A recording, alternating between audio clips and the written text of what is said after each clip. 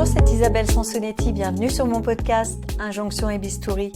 Pour cet épisode, j'ai rencontré Sybille Kléber, agent de maquilleur et de coiffeur, qui est redevenue mannequin à 50 ans après une première expérience quand elle était lycéenne. Parce que la représentation des quinquas est rarement réaliste, Sybille a eu envie de poser pour des images qui leur ressemblent. Sybille explique pourquoi elle a fait un traitement orthodontique, mais encore jamais d'injection, pourquoi elle préfère prévenir plutôt que corriger, s'inspirer plutôt que se comparer, une routine belle peau, du pilate 3 fois par semaine, un bilan de compétences pour continuer à évoluer. La clé pour vieillir sereinement ? Ne pas tout miser sur l'apparence physique. Micro. Bonjour Sybille. Alors vous avez été mannequin jeune. Ça doit être difficile quand on est ado, à peine adulte. C'est un milieu compétitif quand même. Est-ce que c'est pour ça que vous avez arrêté ? J'ai été repérée au lycée par une personne qui avait sa mère qui travaillait dans une agence de mannequins. Donc je suis rentrée très jeune en agence, directement en fait au bout d'un test. Et c'est effectivement très compétitif, surtout au niveau des castings et à l'époque, parce qu'on arrivait sur des castings et on était là 95e. Puis surtout j'ai commencé sur des shootings assez gros. J'ai tout de suite commencé à faire du Vogue américain, etc. Donc là j'étais avec des top modèles directement. Et à mon âge, c'était merveilleux et à la fois c'était très dur à vivre. Et j'ai pas arrêté pour ça, j'ai arrêté parce que en fait je le faisais un petit peu pas en douce, mais enfin mon père était pas au courant et quand il faut devenir mannequin professionnel, on me demandait de partir 6 mois au Japon, 6 mois en Italie. Et moi j'étais en première, donc je passais mon bac français et je continuais. Donc j'ai arrêté avec cette agence qui me poussait beaucoup, qui était très très bien. Et par reconnaissance, je suis rentrée dans d'autres agences. Et c'était un peu une époque un peu compliquée avec des prédateurs un peu... Voilà, donc j'ai eu affaire à ça et c'est ce qui m'a fait arrêter en fait. Et à l'époque, j'imagine que les jeunes filles ne faisaient pas encore de médecine esthétique comme certaines le font aujourd'hui. Mais on sait quand même qu'elles contrôlaient leur poids. Est-ce que c'est quelque chose peut-être qui peut déstabiliser aussi cette un peu course à la minceur Moi, j'ai pas trop eu ça parce qu'en fait, j'ai plus travaillé en beauté pour des magazines de beauté. Donc j'ai fait plus du travail de plan rapproché et on surveillait son poids, etc. Mais j'avje l'ai pas fait intensément en allant à l'étranger avec les agences investissent sur vous, donc ils ont une demande en échange en fait en général. Je l'ai pas fait de cette manière-là, donc j'ai pas eu cette pression. Ça n'a pas été quelque chose qui a été un contrôle permanent. Vous me disiez que vous aviez finalement instauré une bonne hygiène de vie, peut-être justement parce que vous faisiez des shootings beauté, donc avec une importance accordée à la peau, à l'éclat du teint et tout ça. Donc qu'est-ce que vous appelez, vous, une bonne hygiène de vie C'est-à-dire que déjà à l'époque, on était beaucoup plus maquillés que maintenant. En fait, il y avait des couches de maquillage. Moi, je me souviens quand je partais d'un shooting, j'étais dans le métro, j'avais l'impression d'être très très maquillée. Ce qui vieillit beaucoup, c'est pour ça, moi j'ai des photos, on me donnait tout de suite 20 ans, alors j'en avais 15. Pour moi l'hygiène c'est maquiller ou pas maquiller, j'ai toujours appris depuis cette époque à me démaquiller. Démaquiller, puis mettre une crème hydratante, et ça j'ai commencé très jeune. J'étais pas du tout dans l'obsession de faire d'autres choses, juste du soin, plus une routine, voilà. Voilà. Alors c'est vrai qu'à l'époque on n'était pas dans la prévention comme on l'est aujourd'hui. Aujourd'hui c'est le maître mot, prévention. Donc vous avez recommencé le mannequinat à 50 ans. Est-ce que vous pouvez nous raconter qu'est-ce qui vous a donné envie de... Alors entre-temps j'ai eu une vie complètement différente puisque après avoir arrêté, je me suis mariée très jeune, j'ai eu un enfant très jeune et j'ai monté mon agence de maquilleur-coiffeur. Donc je suis restée dans ce milieu de la beauté. En fait, j'ai vraiment, je pense, ce besoin de la beauté, c'est quelque chose qui m'intéresse, et de l'image. Je fais des études d'histoire de l'art et tout ce qui est autour de l'image est quelque chose qui me plaît beaucoup.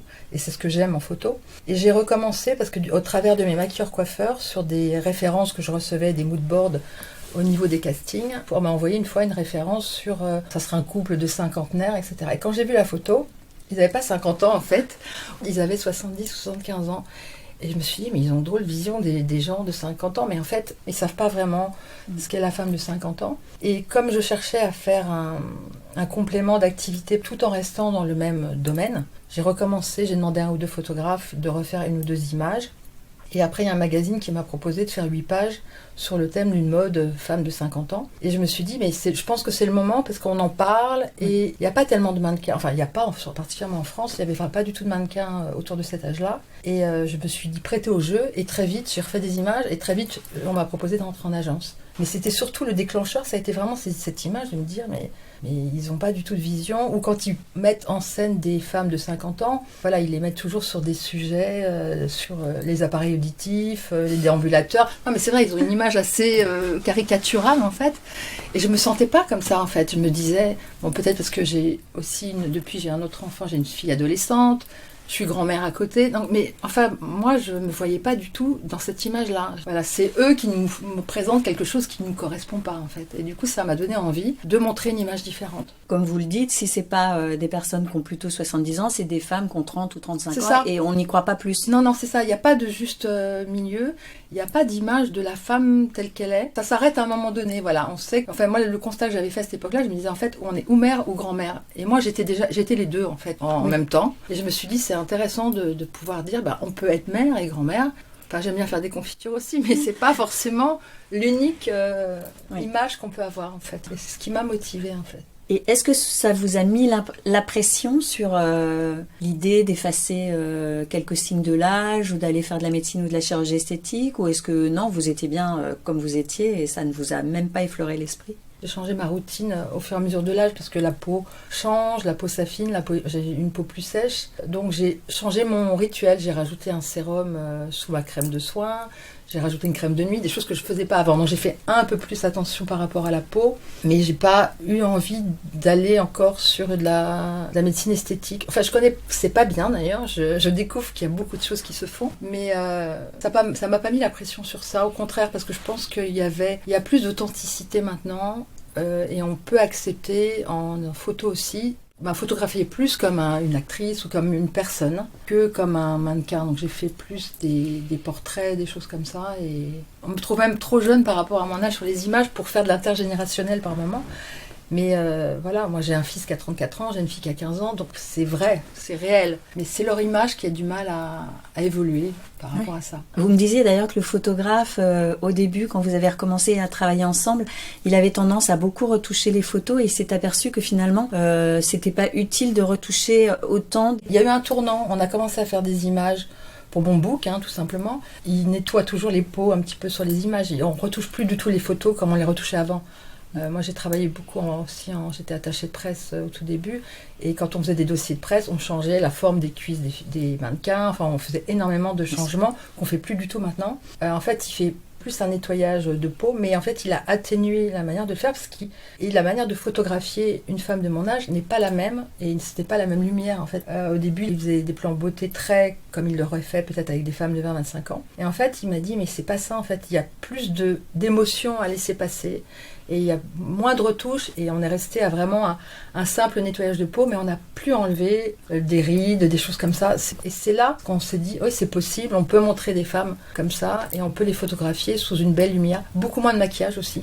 Pour moi, le maquillage vieillit énormément en fait. Et moins de maquillage, ça fige moins les traits. Moins de poudre, moins de choses comme ça. La maquilleuse avec qui je travaille, elle met un peu d'huile, un peu de teint, histoire d'unifier. En fait, c'est juste, on unifie le teint. On renforce plus ou moins sur les yeux en fonction, mais on ne charge plus en maquillage comme on le faisait du tout. Alors là, entre il y a 15 ans et maintenant, c'est énorme la différence. Donc votre trousse de maquillage est très réduite. Elle est très réduite, oui. Oui, moi, je suis plus en soins et en complément alimentaire aussi. Oui. L'autre jour, au téléphone, vous me disiez, mais en fait, non, les agences, dans les contrats, elles stipulent même de ne pas aller faire une procédure de médecine esthétique ou de chirurgie esthétique, c'est ça ? De prévenir tout changement, en fait. On ne doit pas faire de changement physique, tout changement, mais même tatouage, tout ça, c'est quelque chose qu'on spécifie. Voilà, comme je viens de faire un traitement orthodontique, j'ai prévenu l'agence, on en a parlé par rapport au temps que ça allait prendre, etc. Mais c'est des choses qu'on nous demande de ne pas faire par rapport aux injections, tout ce qui peut être injection, etc. Puisque ça peut figer les traits, ça peut changer l'expression et c'est important de le stipuler, mais il ne nous pousse pas du tout à faire ça, au contraire. Et j'avais discuté avec un rédacteur de magazine qui prenait, par rapport à une cible plus âgée, qui prenait mannequins très jeunes, jusqu'à 30-35 ans, je lui ai dit, mais vous prenez jamais des 45-50 ans? Et il m'avait dit, mais parce qu'on n'a pas de mannequins. Parce que les mannequins qui étaient jeunes, qui ont continué à travailler, ont commencé, pour pouvoir continuer à travailler, à faire des injections. Et arrivé maintenant, elles en ont tellement fait qu'on a perdu en expression. Voilà, ça ne bouge plus au niveau de l'expression, au niveau du visage. Et en fait, on a très peu de mannequins qui ont continué à travailler. Ils ont fait autre chose, comme moi. On passe à autre chose, on a une autre vie. Maintenant, il y a un retour des mannequins qui est intéressant. Et des top modèles plus âgés, etc. Mais pendant un moment, il a fallu qu'elles continuent à travailler. Et du coup, elles ont eu recours à des actes de médecine chirurgicale, parfois même. Et elles ont eu la pression, comme les actrices. Elles ont eu la pression, comme les actrices, pour pouvoir continuer à travailler. Oui. C'est vrai qu'en ce moment, on observe l'évolution et la croissance du courant du body positivisme. Est-ce que vous pensez que ça a aidé les femmes de 50 ans et plus à moins se mettre la pression et à se sentir mieux comme elles sont, sans forcément essayer justement de combattre à tout prix tous les effets du temps qui passe ? Je pense, oui, que ça a dû aider. Après, j'ai pas cette vision de comparaison, en fait, que peuvent avoir certaines femmes. Quand je regarde une photo de mode ou de beauté, je regarde pas en priorité la femme, en fait. Ça fait partie de l'image, mais ça représente 20% de l'image. Pour moi, je suis vraiment sur l'image dans l'ensemble. Je vais regarder la photo, etc. Donc j'ai un peu une vision déformée par rapport à ça. Mais je peux comprendre que quand on manque de représentation, etc., ça peut jouer sur le ressenti qu'on peut avoir sur ça. Donc je pense que ça peut que aider quand on élargit la cible de la représentation à des femmes à se sentir enfin représentées, existantes, puisque dans la société, sinon, elles ont peu de moyens de se retrouver dans une image, oui. Il y a même des femmes donc de cette tranche d'âge-là qui regrettent d'être devenues transparentes. C'est quelque chose qu'on entend souvent. Oui. Moi, il y a même des amis qui me l'ont dit. Et est-ce que c'est quelque chose que vous avez ressenti ou pas du tout, puisque justement, on vous photographie pour votre beauté, donc. J'ai fait un bilan de compétences et quand j'ai commencé à regarder un peu des annonces, à chercher du travail, là j'ai vu que ça pouvait être vraiment une forme d'invisibilité et de difficulté. D'envoyer un CV en ayant cet âge-là, en ayant été gérante de société depuis des années, ça pouvait poser un problème. Et j'ai fait ce bilan de compétences pour me rendre compte finalement, comme un bilan de vie un petit peu, de me dire « Ah bah si, je sais faire ci, je sais faire ça ». On voit bien qu'il y a un remplacement très très jeune et qu'il y a des gros changements qui s'opèrent et qu'il y a beaucoup moins de présence pour des gens de notre génération. Oui. Donc, oui. Au niveau du travail, oui, c'est quelque chose que je peux ressentir. Au niveau de l'image en presse, etc., j'ai une vision un petit peu décalée. J'aime beaucoup la photo, la beauté. Je ne suis pas du tout dans la comparaison. En fait, quand je vois de la comparaison, c'est pour m'améliorer, c'est pour aller vers le haut. Ça me tire vers le haut de me dire « Ah, je dis j'adore ça, j'aimerais bien faire ça ». Donc ça m'élève, je cherche des références qui me donnent envie de me surpasser. Mais je me sens pas mal en fait. Ce qui m'a choquée, c'était pas de pas avoir, c'était bien sûr de pas avoir beaucoup de représentation de femmes de 50 ou plus. C'était surtout la manière dont ils les voyaient. Parce que soit ils les représentent comme des femmes jeunes, au niveau du stylisme, ils vont les faire ou sauter en l'air, ou ils vont les ridiculiser un petit peu pour moi. Et où ils vont les vieillir. Mais ils vont pas les rendre telles qu'elles sont, avec une vraie personnalité et une vraie existence. Et c'est ça qui manque. Et c'est ça, je pense, qui fait qu'on se sent ni bien à se voir rajeunir ou trop retouchée, ni à se voir trop vieillissante. Et ils ont cette tendance à faire... Moi, sur les castings, on me dit « Ah oui, mais elle n'a pas les cheveux gris. Elle n'a pas les cheveux gris, elle fait plus 45. Moi, j'ai 55. Mais elles disent « Ah, elle fait plus 45 que 55. » Ils ont toujours une image comme ça, de case. Voilà. Oui. Et moi, ce que j'aime pas, c'est les cases. Et ce que j'ai envie de montrer, c'est que les cases, elles peuvent être multiples. Et c'est ça qui est intéressant dans cette évolution possible maintenant, c'est que on n'a pas forcément les cheveux gris, on n'a pas forcément des rides ou pas. Enfin, on peut être ce qu'on veut. C'est ça que je trouve génial, quoi. Vous avez raison, les cheveux gris, on s'est battu pour pouvoir les garder, mais il ne faut pas non plus que ça devienne... Ça tombe dans l'inverse. On va recréer une nouvelle case. J'en ai parlé avec d'autres femmes mannequins qui n'ont pas les cheveux gris, qui me disent « Ah oui, mais c'est insupportable. » Parce qu'on discrimine en casting sur ça maintenant. Parce qu'on donne des critères. Alors, il nous faut une silver, une jeune, machin... Mais voilà, et donc certaines marques osent. Moi j'ai fait des shootings avec on fait pas mal d'intergénérationnels. Et pareil, ils ont encore du mal à photographier des femmes seniors, entre guillemets, parce que c'est le terme, les mannequins seniors, seuls. Ils nous mettent souvent avec une qui serait la copine, la fille, la belle-fille, etc. Et pas tellement toute seule. Ils osent pas encore complètement, je sais pas. Ou alors ils vont mettre des VIP. Voilà, ils vont utiliser des VIP, des actrices pour dire qu'elles vieillissent. Mais mettre des mannequins seuls en shooting, c'est assez peu courant. Particulièrement en mode, en beauté ou en lingerie, ils le font plus. Mais le secteur mode, c'est encore un petit peu lent. En France, il y a des pays qui sont un peu plus avancés. L'Angleterre, l'Italie, ils ont des magazines en Italie. En Angleterre et en Italie, par exemple, ils ont un magazine, mais avec des images incroyables et avec une mise en majesté de la femme de 50 ans. Pas il faut en mettre une parce que il faut remplir le quota, mais la mettre en majesté telle qu'elle est réellement et telle qu'elle peut être. C'est pas forcément le reflet de la réalité, mais c'est comme une inspiration de ce que peut être une femme de 50 ans, pour éviter de faire peur aussi aux générations qui viennent, parce qu'il y a des femmes de 40 ans qui se disent « Ah bah si c'est comme ça, où je suis, comment on me représente, qu'est-ce que ça va être ?» Ça donne pas envie de vieillir, il faut donner envie de vieillir, en montrant qu'on n'est pas obligé d'avoir des dictates de ci, de ça, mais qu'en fait, on s'assume. Je pense que c'est plus important d'être soi, créer quelque chose de nouveau en fait. Voilà, on n'est pas encore complètement fini, senior. Heureusement. On n'a pas 80 ans, il ne faut pas exagérer. Et en même temps, on n'a plus 35 ans et on assume de plus avoir 35 ans. C'est pas très grave en fait. Non, moi je trouve que c'est parce qu'il y a d'autres atouts. Oui, il y a d'autres atouts, il y a plus d'expérience, il y a plus de recul par rapport à soi. Et ça, c'est des choses à cultiver, je pense. Et peut-être qu'on est un petit peu plus bienveillant avec soi-même quand on se regarde dans le miroir. Ça serait bien qu'on le soit plus, parce que c'est pas toujours le cas. On prend plus soin de soi, sans forcément que ce soit ou coûteux ou en temps. Il y a plein de choses qui se font maintenant. Il y a des facialistes. Moi, je regarde des vidéos, il y a des trucs hyper intéressants, des livres.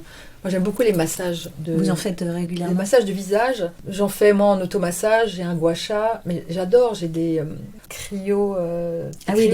des petits crayons qui refroidissent. Oui, voilà. Et ça, je trouve ça super. En contour des yeux. Oui, en contour des yeux, en contour de visage. Tout ce qui est un peu froid, en fait, fait partie en fait des petits trucs de routine, ou pas dormir avec trop de chauffage, des choses comme ça, qui aident aussi à avoir des améliorations, je trouve. Malgré tout, il y a quand même des matins où c'est pas ça. Moi, je suis une adepte de l'eau de bleuet parce que en fait, les yeux, je pense que quand on prend de l'âge, déjà les lunettes pour lire, c'est devenu un truc. Moi, c'était le premier signe de changement. Et au niveau des cernes ou des paupières, donc du coup, je mets de l'eau de bleuet au frigo et je me fais des compresses d'eau de bleuet le matin. Et c'est comme un rituel. Je prends le temps de boire mon café. J'ai plus envie de courir, je préfère prendre le temps de me lever plus tôt. Et ça change ma journée, en fait. Je pense que ce qu'on vit intérieurement se voit aussi. Quand on est stressé, ça se voit sur les traits. Enfin, on est moins bien. Et ça fait partie de ces avantages de l'âge. De savoir ce qui est bon pour soi. Oui. De s'écouter aussi. S'écouter. Et ce qui est bon pour soi aussi, c'est peut-être de lâcher un petit peu le miroir de temps en temps et de repasser par les sensations corporelles. Parce que on est beaucoup dans l'apparence physique, c'est normal, on se regarde, tout le monde se regarde au moins une fois par jour dans le miroir. Avec le temps qui passe, c'est un moment qui peut être parfois un petit peu anxiogène, en tout cas certains matins. Alors moi, j'ai déjà pas beaucoup de miroirs chez moi. Ça fait râler ma fille. J'ai très peu de miroirs. J'en ai un dans la salle de bain et c'est un peu tout. Donc c'est pas une obsession. Par contre, effectivement, de faire du yoga, de la respiration. Moi, je fais du pilates. Je vais 2-3 fois par semaine au sport. C'est ma soupape de reconnexion à moi, justement, et de reconnexion au corps. J'ai eu une grosse intervention et des problèmes de santé à 35 ans. Et ça a vraiment fait basculer cette vision-là, et cette vision que finalement, j'étais pas du tout à l'écoute de mon corps. Et je l'ai été heureusement à temps en me disant j'ai un point de côté, j'ai une sensation. Et je l'ai été parce que, et ça m'a reconnecté complètement. C'est là que j'ai commencé à faire du sport. C'est là que je me suis dit là, t'es en stress, il faut calmer. Moi, j'avais fabriqué une tumeur borderline par le stress, vraiment, et en 6 mois. Je pense que là, quand on prend conscience de ça, on ralentit le rythme. Et il y a des moments où on se dit, là, il faut que j'arrête 10 minutes, que je fasse un peu de respiration. Et tout ça, ça joue aussi sur le physique.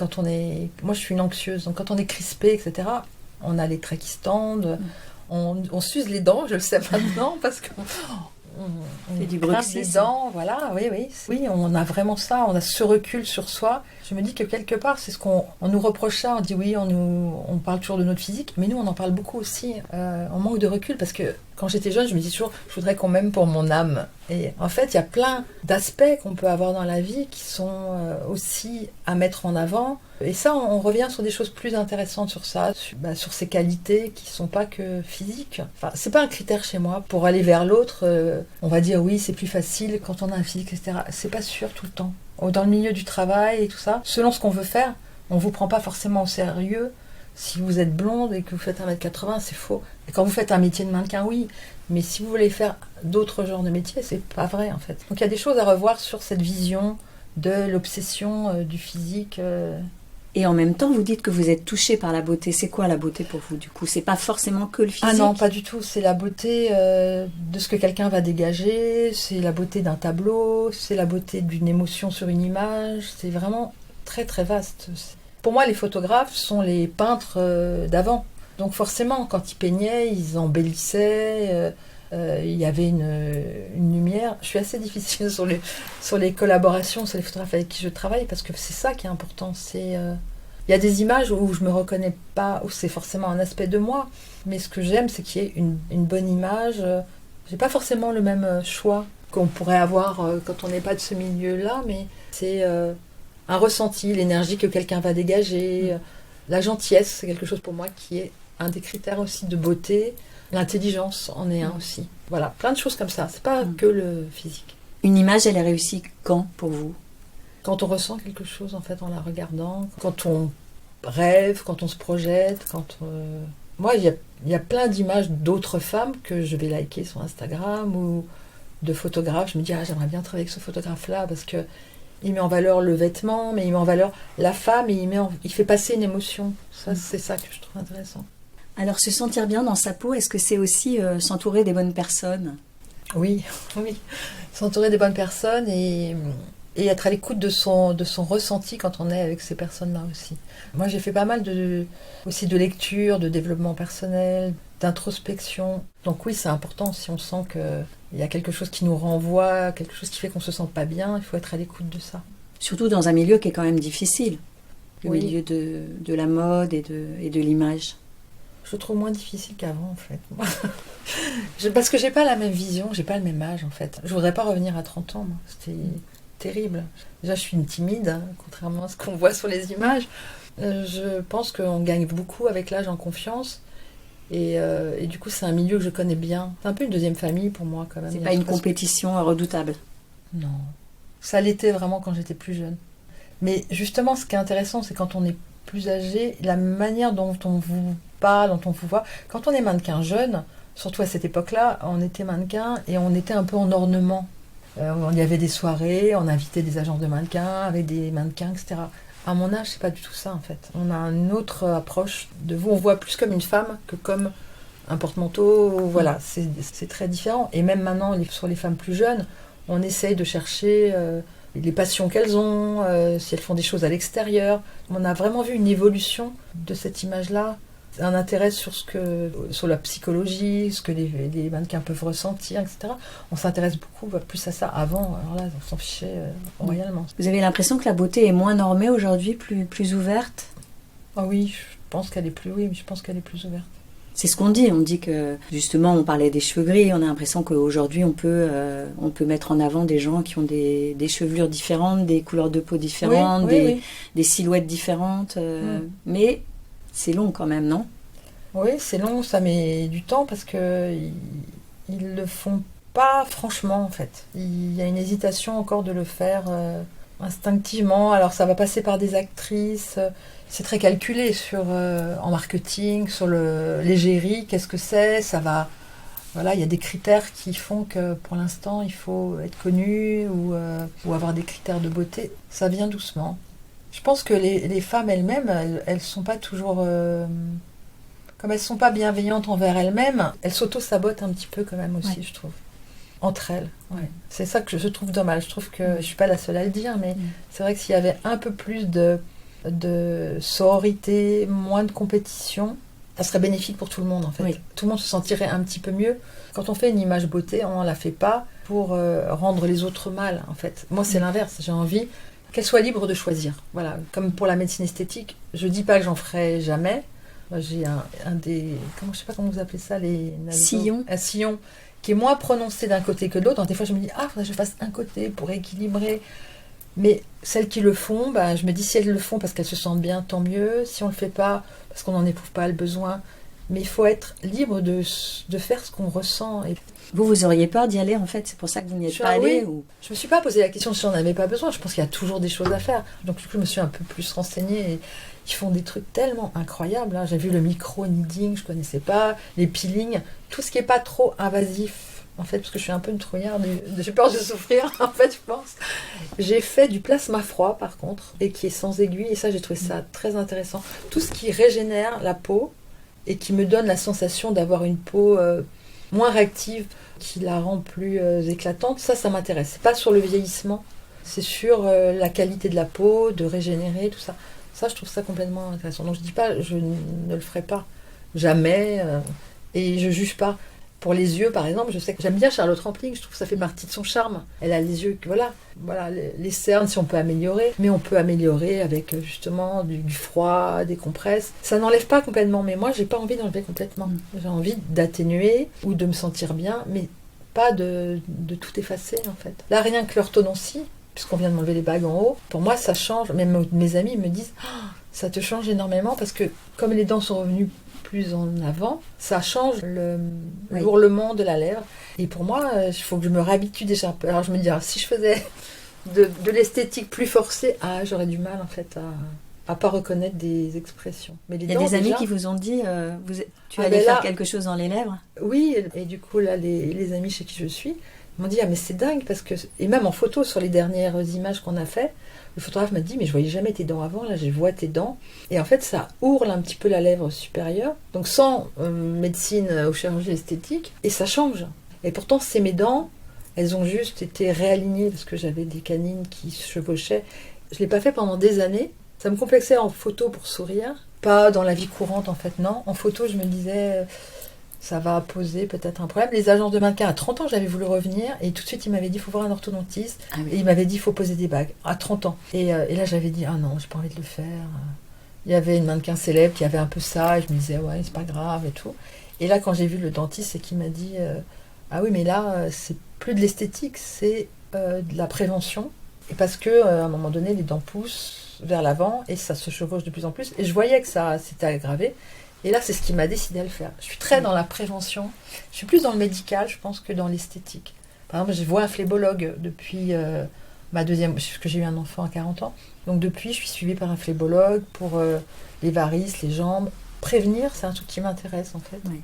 Que vraiment effacer, voilà. J'ai pas envie d'effacer, parce que ça fait partie de ce que je suis, en fait, et de ce que j'ai vécu. Et... Qu'est-ce que vous pourriez dire à une femme passée 50 ans qui a des petits coups de blues par rapport à son apparence physique? Qu'est-ce que vous lui diriez pour lui remonter le moral?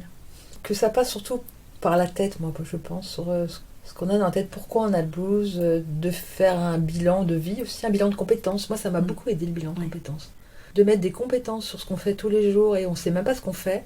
J'ai trouvé ça génial. Ça booste au niveau de la confiance en soi. Vraiment. Oui, parce que ça souligne les atouts et les forces. Voilà, ça souligne le côté positif. Et ça, c'est chouette. La nature m'aide beaucoup. Moi, c'est vrai que j'habite à la campagne. Et faire du sport, marcher dans la nature. Au début, ça a été très compliqué, parce que quand on se retrouve par rapport à la ville, face à la nature, tous les matins, on se retrouve face à soi-même et on en prend plein la tronche. Enfin, moi, au début, je pleurais. Je déposais ma fille à l'école, je me retrouvais toute seule. Je bosse beaucoup à la maison. Non, mais je pleurais tous les matins. Mais du coup, je vais chercher, j'ai travaillé là-dessus. Les lectures aident aussi. Travailler sur soi et faire un bilan de vie, s'offrir moi, je le fais 2 fois par an, mais un soin hydratant, un truc qui rebooste le moral, s'acheter des fleurs, enfin des trucs pour soi, en fait, des trucs pour se faire plaisir à soi. Moi, je peux faire des trucs toute seule.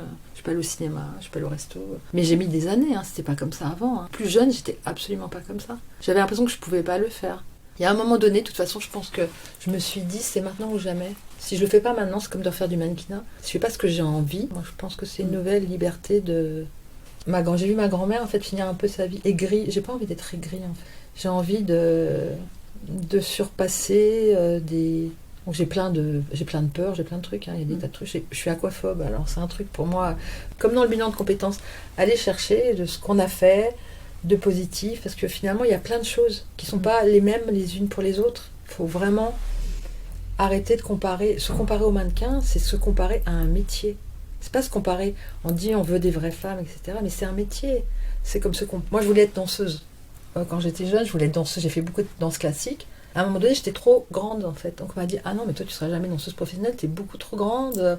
Bon, voilà, ça fait partie d'un critère, mais c'est pas un critère de femme, c'est un critère de métier. Moi, je regarde une actrice sur son jeu, pas sur sa beauté. Enfin, sa beauté aussi, mais c'est un tout. En fait, il faut voir les gens comme un tout, pas comme une mannequin, c'est que le physique. En fait, on lui demande de mettre en valeur le vêtement. C'est pas elle dans la vie, c'est autre chose. Et la photo, c'est mettre en valeur la femme, c'est mettre en valeur l'image, comme d'aller rêver dans un film. Je pense que c'est ça. La méditation, le yoga aussi, c'est des choses qui ont aidé. Voilà. Et tout ce qui est complément alimentaire. J'aime beaucoup la beauté, comme ils disent, beauté in et out. Oui. Et ça, je prends des compléments alimentaires. Et ça marche vraiment. Et en fait, il ne faut pas s'arrêter. Je pense que le fait de bouger soi, fait que les choses bougent autour de vous. Si on est là en train de dire oui, mais elle est comme ci, elle est comme ça, on fait rien bouger du tout. Il faut qu'on ait envie de s'entraider, parce que quand une bouge, ça bouge pour tout le monde. Moi, c'est vraiment mon ressenti. C'est ce que vous avez envie de transmettre à votre fille qui est ado? Parce que ça peut faire un peu peur, les réseaux sociaux et la façon dont les ados retouchent leurs images sur les réseaux sociaux. Oui. On a l'impression qu'il y a une compétition pour ressembler à telle ou telle influenceuse. C'est quelque chose qui vous... Oui, elle me dit que c'est pas facile d'être ma fille, c'est ce que je peux comprendre. Par rapport aussi à l'image, parce que elle a l'impression de jamais se sentir assez bien. Donc ils ont vraiment cette notion-là. Et en même temps, comme elle sait, comme je suis, et elle commence à vraiment observer le travail de l'image, elle prend du recul. Et ce qui est important aussi, je pense, c'est d'avoir du recul, de se dire qu'effectivement, on fait un métier qui est pour faire de l'image. On n'est pas comme ça dans la vie de tous les jours. On se réveille, on est comme tout le monde, on a une vie normale. Moi, j'ai vraiment une vie très normale. Merci Sybille. Merci à vous Isabelle. Merci beaucoup Sybille d'avoir partagé avec nous votre expérience. Chères auditrices et auditeurs, merci d'être de plus en plus nombreux à écouter ce podcast. N'hésitez pas à vous abonner, à partager le lien et à laisser un commentaire sur le compte Instagram Injonction et Bistouri, parce que oui, je vous l'assure, vous m'aiderez ainsi à booster les écoutes. Si vous souhaitez en savoir plus sur les peelings et les traitements anti-taches, vous trouverez plein d'infos dans mon livre J'y vais pas, publié chez Jean-Claude Lattès. Et à vos écouteurs dans 2 semaines pour un nouvel épisode sans retouche.